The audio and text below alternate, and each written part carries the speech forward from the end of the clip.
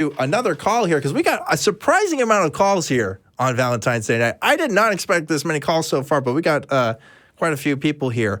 I want to get next to, and the call screener has put your name as Eric. Is it Eric from Alabama? Am I saying your name right? It's Derrick. It is Eric. Okay, so they just put two E's here on accident. Or is it spelled that way? It's Derrick with a D. Oh, it's Derek. Okay, that makes more sense. Okay. All right, so Yeah. Derek from Alabama is calling. What's up, Derek? Yeah, so I called actually late last year, talked to you about using some of your clips in a class that I teach. Yes. When I was talking about conspiracy theories. Yes, and Derek and I did email about that afterwards, folks. And I found out that he did use some of my clips for the class. Oh. And at first we were trying to get it so that I could actually live stream into the class to talk. I ended up kind of being too late in communication for that to happen. But I'm really glad you at least got to use those clips for that. So what's up, Derek? What's going on? Well, I'm teaching the same class again this semester, and I'm mixing up the topics of what I get to talk about. And one of them is going to be talking about cults and kind of the psychological aspect of drawing people in. Okay. And I was wanting to kind of get some of your perspectives from people you've talked to, some research that you've done about what is it about cults that lures people in and then kind of traps them in. Well, I've definitely seen some stuff, but I know Nervardia has actually covered some of this on her channel a little bit herself. So I want to get Nervardia the chance to kind of speak on some of that. Can you hear me now? Yeah, Better? We can hear you. Sorry, I'm having trouble. Okay, That's trouble okay. with my laptop at the moment. It's not charging on one of the ports, so I have to keep swapping them over. Okay, so in regards to cults, I've been interested in cults for donkey's 8 years, and I would probably say the first place to go would be Telltales channel, because I'm sure you've heard of Telltale. He's pretty big, if you have not. He's been on the show before. Yeah. Yep. Derek, do you know of Telltale? Sorry, what was that? But Nervardia, what are some of your specific, insights on how, what is drawing people into cults? Like, what draws people? I would say, first of all, the first thing would be being born into one, I think, is the biggest draws for a cult. But other things is they're really good at lying. So the adage of a good lie contains a kernel of truth is very true. So, for example, you were talking about MLMs earlier, and I actually was roped into an MLM. So, a multi-level marketing, if you're not sure what it is is a way to lose money. It's very good at losing money. But they do actually tell you, you have fantastic earning potential, and you do. When I started off, I was earning significant amount of money. But they lie by admission. Or once, so that's where they get you. They lie about what it's about. You look at Scientology, for example. All they are is about like an alternative to being able to go and get yourself energetically cleanse, which is makes no sense from a scientific point of view. But if you're introduced into New Age stuff, that makes sense. Mm-hmm. But once they've got their hooks into you, they don't let you go. A lot of the time, another good set of reasons why people get hooked is love bombing. When you walk into a community and they're just the most loving, welcoming, kind, caring people, and you feel really special. And that feeling really special is a really, really great way to get their hooks into you as well, because you think to yourself, oh, these people are amazing and they're so kind. Like, they can't do anything wrong because they're just so nice. And then the next thing you know, you've cut off all your friends because all of your friends and family don't believe what you're thinking. Yeah. So that's another major ways of being hooked in.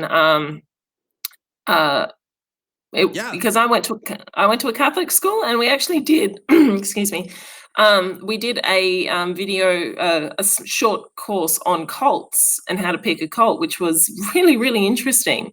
And that was one of the things that they pointed out, is that love bombing is one of the things, really strong attention onto you. Absolutely.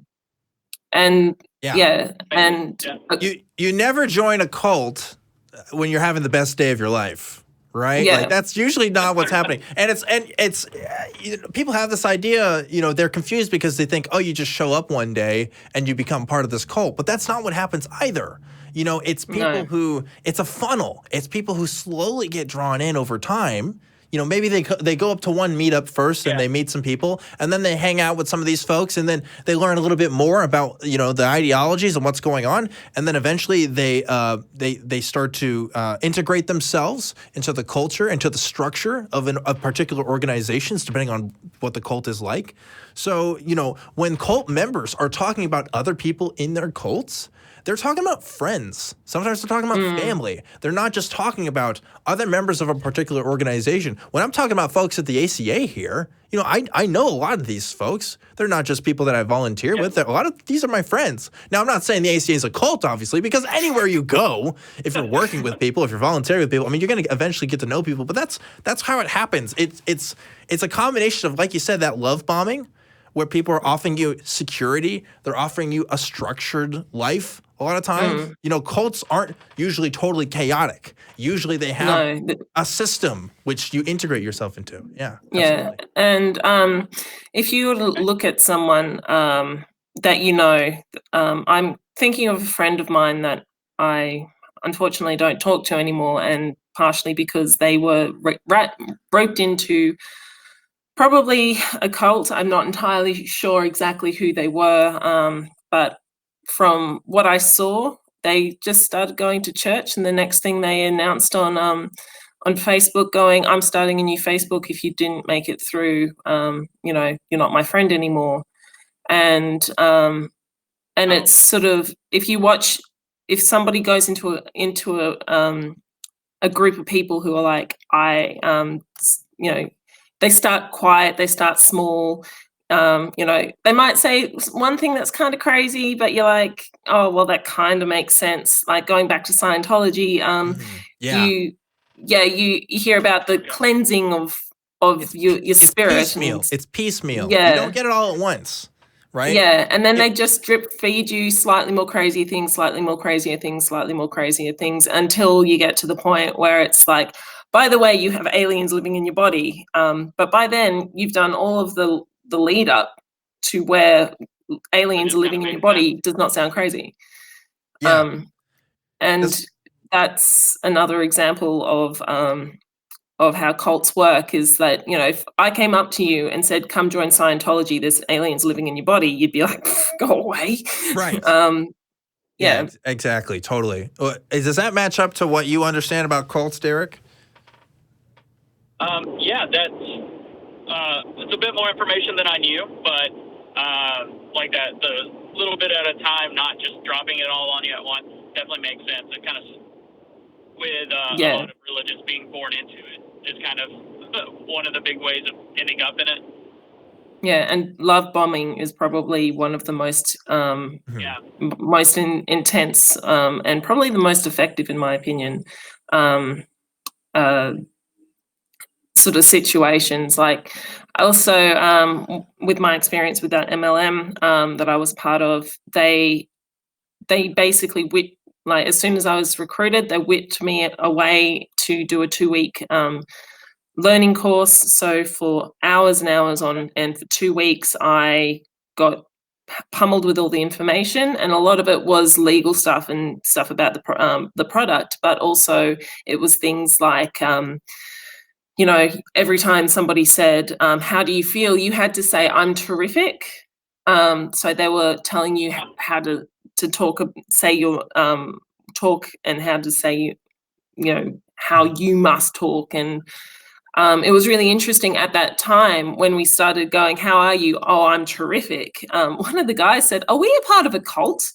And the lady was like, no, we're not part of a cult, which we were, actually, looking back in hindsight. Also, another really good way of being able to tell if a cult is a cult is having outside sources say this is a cult and having the leader say we're not a cult. So, for example, Teal Swan, Andy the Fellows, he was a part of the Teal Swan crew. Yes. He was last week on my program this last week. In case you haven't watched that, you should definitely check it out. Yeah, he's a lovely guy. He's a real sweetheart. What's up, Derek? Oh, I was just saying I just finished the Teal Swan episode with Andy. Yeah. Yeah, and she was like, we're not a cult, and then ran through a list different to the Bite model. I can't remember what it's called. And she was like, I'm not a cult. And then Telltale went, oh, actually. Yeah.